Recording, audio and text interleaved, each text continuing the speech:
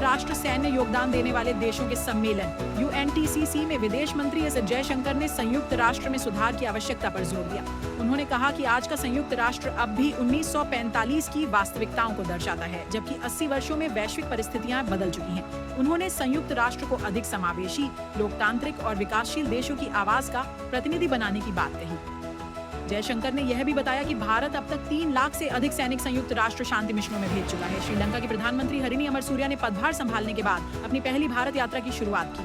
वह 18 अक्टूबर तक दिल्ली में रहेंगी और द्विपक्षीय मुद्दों व सहयोग को मजबूत करने पर चर्चा करेंगी। दौरे के पहले दिन उन्होंने विदेश मंत्री एस जयशंकर से मुलाकात की। अमरसूरिया ने दिल्ली विश्वविद्यालय के हिंदू कॉलेज का भी दौरा किया, जहां वे पूर्व छात्रा रही हैं। उन्होंने कहा कि भारत ने आर्थिक संकट के दौरान श्रीलंका की सच्चे मित्र की तरह मदद की और दोनों देशों के रिश्ते सभ्यतागत रूप से गहरे हैं। चुनाव आयोग ने राजनीतिक पार्टियों को दूरदर्शन और ऑल इंडिया रेडियो पर 45 मिनट का प्रसारण समय देने की घोषणा की है। आयोग ने डिजिटल टाइम वाउचर जारी किए हैं, जिनसे पार्टियां उम्मीदवारों की सूची प्रकाशित होने के बाद से मतदान से 2 दिन पहले तक प्रचार कर सकेंगी। सभी प्रसारण शेड्यूल ड्रॉ के माध्यम से तय होंगे। इसके अलावा प्रसार भारती राजनीतिक बहसों का आयोजन करेगी, जिनका संचालन स्वतंत्र समन्वयक करेंगे।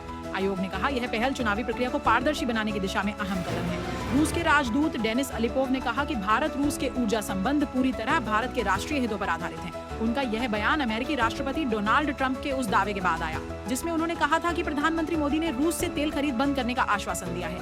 अलिपोव ने टिप्पणी पर कहा कि भारत इस मुद्दे पर अपने हितों को ध्यान में रखकर निर्णय लेगा। केंद्रीय गृह एवं सहकारिता मंत्री अमित शाह ने भगोड़े अपराधियों के प्रत्यर्पण सम्मेलन में बताया कि CBI ने अंतर्राष्ट्रीय समन्वय के लिए ग्लोबल ऑपरेशन सेंटर बनाया है और जनवरी से सितंबर 2025 में 189 रेड कॉर्नर नोटिस जारी किए गए। शाह ने कहा कि विदेशों में बैठे भगोड़ों के प्रति जीरो टॉलरेंस रहेगा और प्रत्येक राज्य को प्रत्यर्पण हेतु यूनिट बनानी चाहिए।